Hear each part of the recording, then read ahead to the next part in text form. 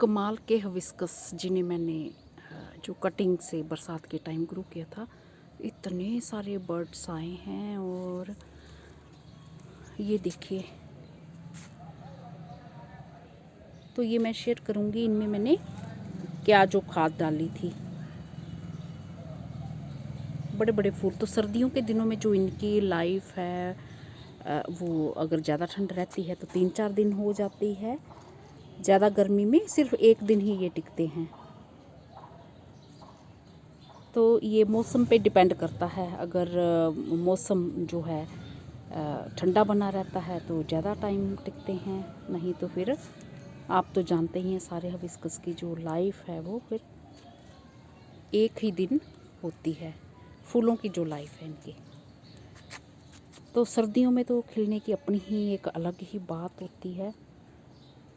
तो जैसे ही मैंने इसे ट्रांसप्लांट किया, छोटी सी जो ये बकेट है, छोटी सी बकेट है, ये देख रहे हैं, ये इसमें मैंने इसे ट्रांसप्लांट किया है।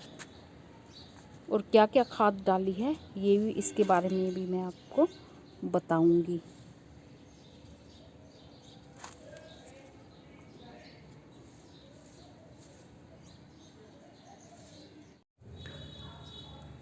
फरवरी की आज पहली तारीख है और जनवरी महीना तो हमारा ऐसे ही बड़ा ही ख़राब रहा।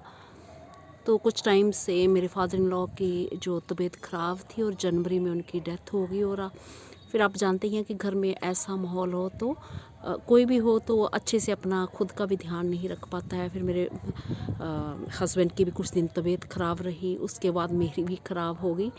और अब कुछ थोड़ी सी ठीक हुई हूँ तो मैं ऊपर गार्डन में आई हूँ।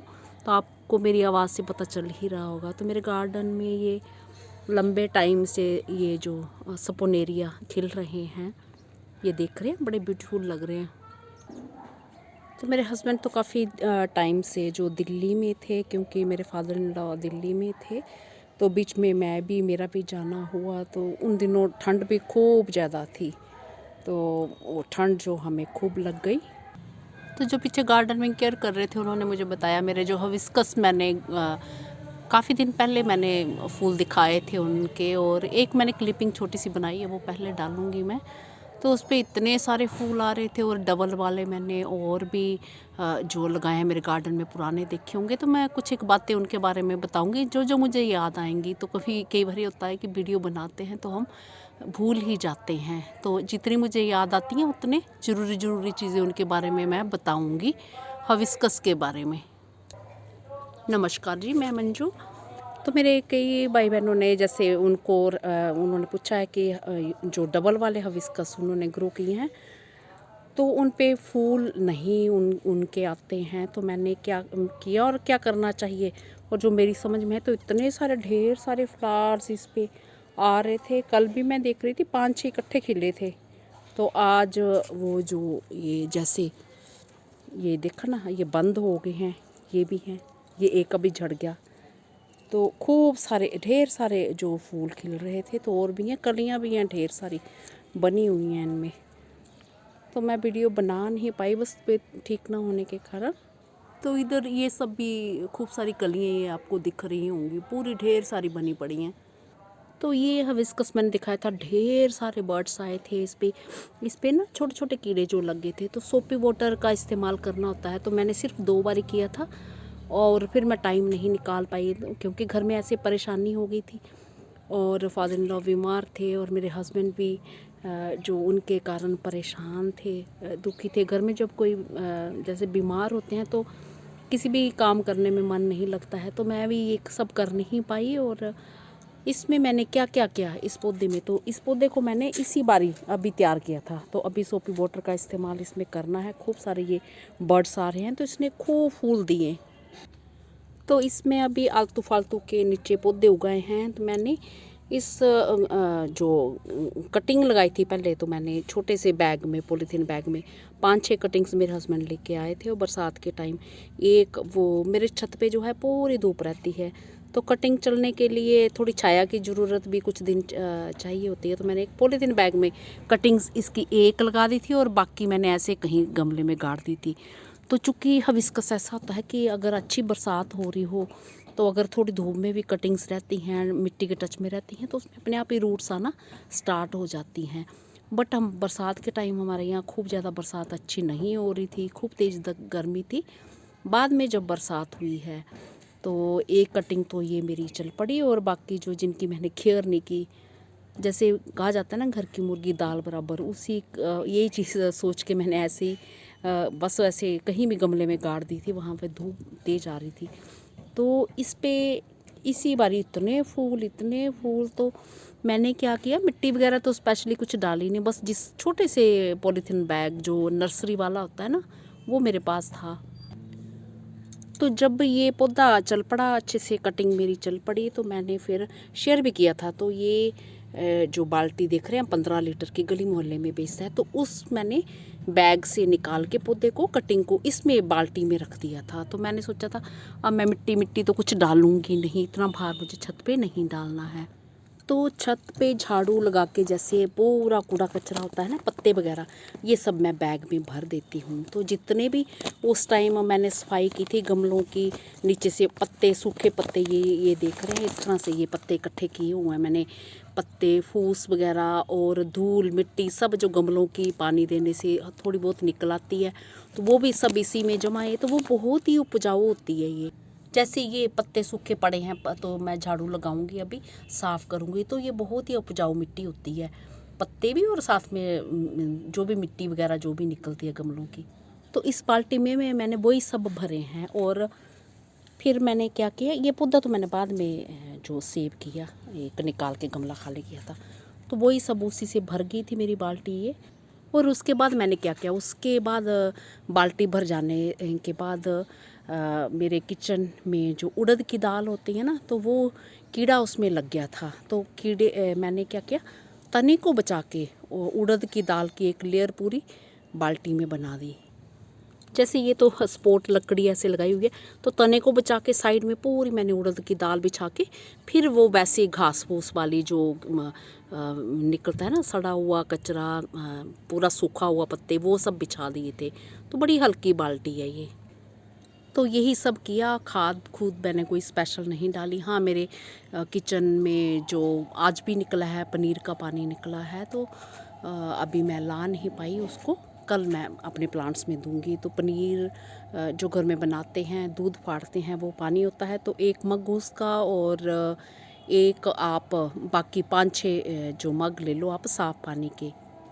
तो मैंने 7 लीटर की 2 बकेट रखी हुई हैं, बस मैं वो भर लेती हूँ, पौनी से थोड़ी ज़्यादा भर लेती हूँ, और एक मग पानी का डाल लेती हूँ पनीर का। फिर घर में लस्सी जैसे बनाते हैं, दही की बना लो चाहे आप मलाई की बना लो, तो उसमें मैं खट्टा तो लगाती हूँ मलाई में, और निकालने के बाद फिर उस पानी को भी जैसे एक 7 लीटर वाली बकेट भर के उसमें एक मग डाल देती हूँ। पतला कर लेना बस आपने, ये इस पे भी डिपेंड करता है ना लस्सी कितनी घनी है। जहाँ पनीर का पानी तो खैर पतला ही एक जैसा ही होता है, तो वो सब कर लेना। वो सब भी मैं अपने प्लांट्स में डालती हूँ ये सब, तो उससे बहुत अच्छे जो फ्लावर्स आते हैं। हाँ, एक चीज़ मैं आपसे शेयर करूँ, हम हर बार कहते हैं कि हर साल जो फूल आने के बाद हमें हिबिस्कस पे प्रूनिंग कर देनी चाहिए। तो मेरा एक्सपीरियंस ये है कि मैंने ये देखा है कि अगर ज़रूरी ना हो तो प्रूनिंग नहीं करनी चाहिए।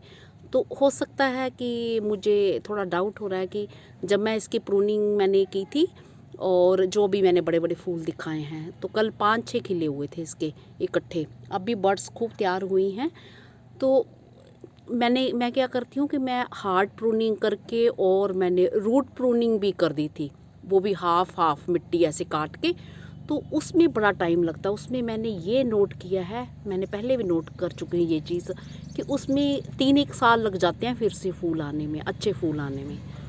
तो अगर हल्की फुल्की प्रूनिंग करनी हो, शेप देनी हो, तो आप कर सकते हैं। अगर ज़रूरत ना हो तो प्रूनिंग ना करें। तो हो सकता है कि रूट्स की प्रूनिंग मैंने की हो, तो रूट्स फिर सेट होने में टाइम लग गया होगा, जहाँ इस कारण ये चीज़ मेरे साथ पहली बारी नहीं, ये मैं पहले भी मेरे साथ हो चुका है। तो मुझे लग रहा है कि जब हम रूट्स की हार्ड प्रूनिंग कर देते हैं तो फिर फूल आने में जो है लंबा टाइम लगता है।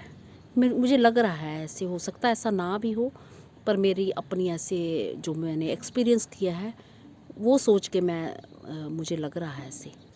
तो बाकी मैंने इस बार ये जो आपको सर्दियों में तो गर्मियों में तो इस प्लांट को दिखाया था, छोटे छोटे पत्ते थे। बस मैं खाद वगैरह ये लिक्विड फर्टिलाइज़र इसमें देती रही हूँ और मैंने कोई कटिंग नहीं की, प्रूनिंग नहीं की। फूल नहीं आए तो मैंने सोचा नहीं आए तो कोई बात नहीं। मेरे को यही बात ध्यान में थी कि अननेसेसरी हमें जो है प्रूनिंग नहीं करनी चाहिए। तो इस बार फिर मैंने देखा खूब फूल इस पर आए हैं, ढेर सारे फ्लावर्स इस पर बने हैं।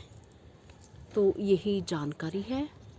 बाकी लिक्विड फर्टिलाइज़र तो आप कोई भी किसी भी तरह का दें तो इनके फूलों को अच्छा ही लगता है। कुछ भी दे सकते हैं, जैसे चावल का पानी, कोई लोग चावल बनाते हैं ना, जैसे चावल का पानी निचोड़ लेते हैं, माड़ कहते हैं उसे, जहाँ कई जगहों में पिच भी बोला जाता है, तो उसके पानी को भी पतला करके दे सकते हैं। तो वो ये बहुत सारी छोटी छोटी चीज़ें हैं, अगर आप अपने गार्डन में करते हैं तो बहुत बढ़िया रिज़ल्ट्स रहते हैं। बाकी खाद वगैरह जो गोबर की खाद, उसे थोड़ा घोल बना के उसका भी दे सकते हैं। और लिक्विड फर्टिलाइज़र जैसे छिलके वगैरह होते हैं 2-4 दिन भिगो के उनको पानी में, उसका पानी भी दे सकते हैं। तो मैं ये सब चीज़ें करती हूँ अच्छे फूल लेने के लिए। और दूसरी बात ज़रूरी कि इन्हें पूरा दिन की धूप चाहिए, बस ये सब करें। और कुछ नहीं तो आपके घर में जैसे बेसन तो होता ही है, एक मुट्ठी बेसन लेके उसे पतला घोल बना लें और उसको भी 6-7 लीटर पानी में घोल के अपने प्लांट्स में कुछ कुछ दिनों में दे सकते हैं।